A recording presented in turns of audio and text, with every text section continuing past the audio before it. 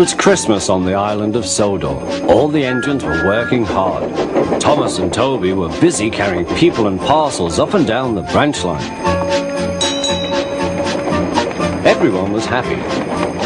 Only the coaches, Annie and Clarabelle, were complaining. It's always the same before Christmas, they groaned. We feel so full, we feel so full. Oh, come on, said Thomas. Where's your festive spirit? Christmas Day is almost here. By the side of the track was a lonely little cottage with a familiar figure waving to them. It's Mrs. Kindly, whistled Thomas. Peep, peep, Happy Christmas!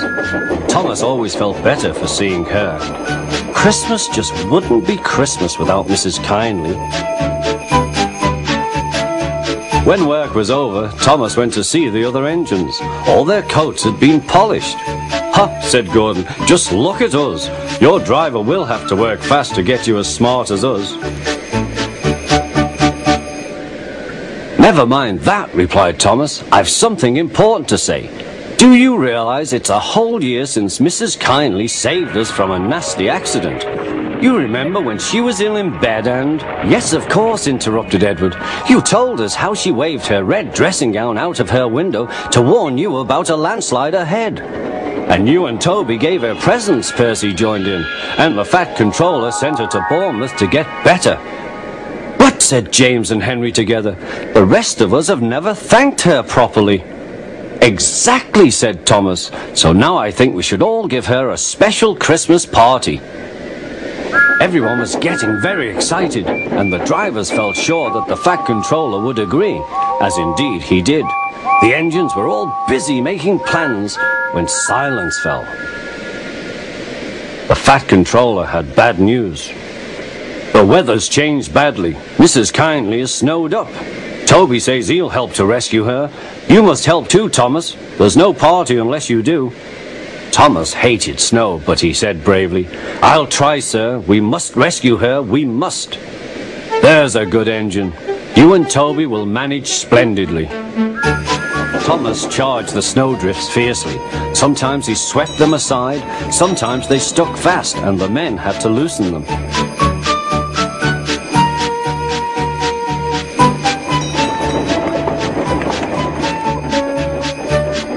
But at the cutting near the cottage, they could go no further. Look at that, exclaimed Thomas's fireman. Peep, peep, peep, here we are, whistled Thomas. An answering wave came from an upstairs window. Then they heard a familiar sound.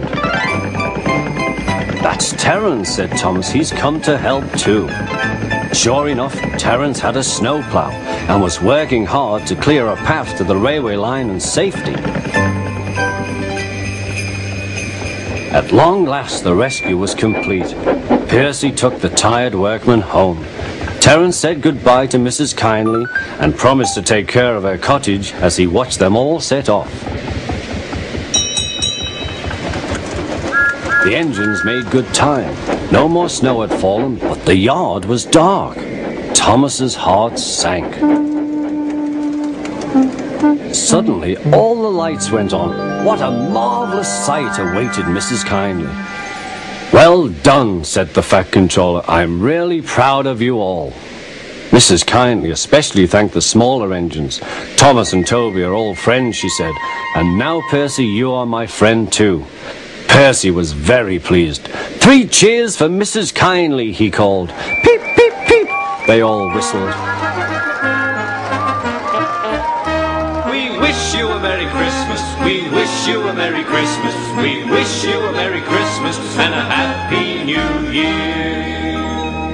Thomas the Tank Engine and his friends thought it was the best Christmas ever, and Mrs. Kindly could think of nowhere she would rather live than here with them on the island of Sodor.